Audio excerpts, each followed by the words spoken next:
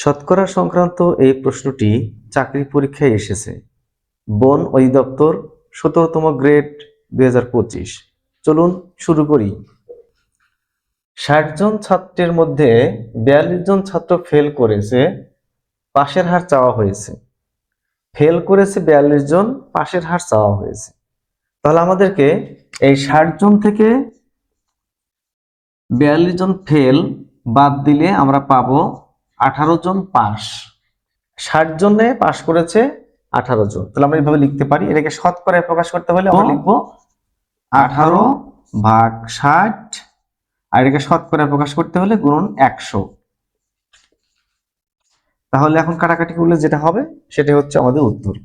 এখন 0 0 কেটে দিলাম, আর 6 দিয়ে 18 খেলে 3, 3 10, এই যে 10, 3 10 30, তার মানে 30%।